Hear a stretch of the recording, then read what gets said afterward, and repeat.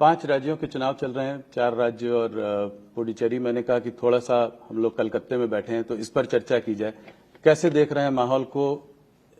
क्या क्या आपका आकलन है, क्या होगा इन 5 राज्यों में?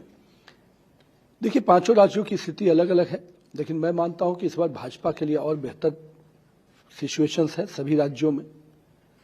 असम, पुडुचेरी में निश्चित रूप से हमारी सरकारें रिपीट करेंगी, कहीं इसमें कोई दो राय नहीं है। बाकी 3 राज्यों में पश्चिम बंगाल आपको आश्चर्यजनक रिजल्ट के साथ सामने आ रहा है, और यहां पर मैं मानता हूं कि सारे जो भी टीएमसी और कांग्रेस के जो खेल थे उस सब से बाहर आकर जनता इस बार भाजपा की सरकार बनाने जा रही है।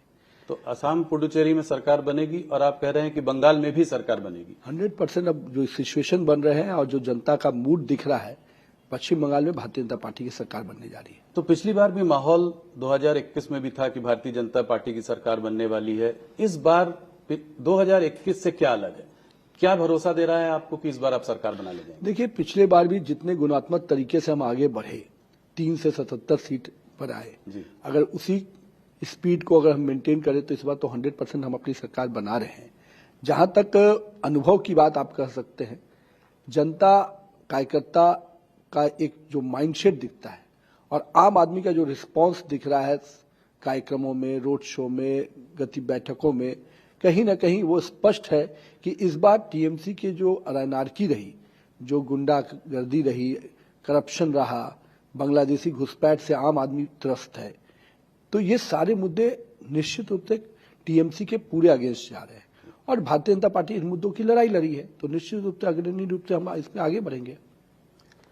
तो टीएमसी का मानना यह है कि भारतीय जनता पार्टी सिर्फ 150-160 सीटों पर चुनाव लड़ रही है, क्योंकि बाकी 90 से ज्यादा सीटों पर माइनॉरिटी जो है प्रबल है, उसका जो है वोट शेयर 40-50% से ज्यादा है, तो वहां जीतने की कोई चांस नहीं है। तो इस बार आप हिंदू वोट कंसोलिडेशन देख रहे हैं, इस लेवल पर देख रहे हैं कि आपको बहुमत मिल जाएगी?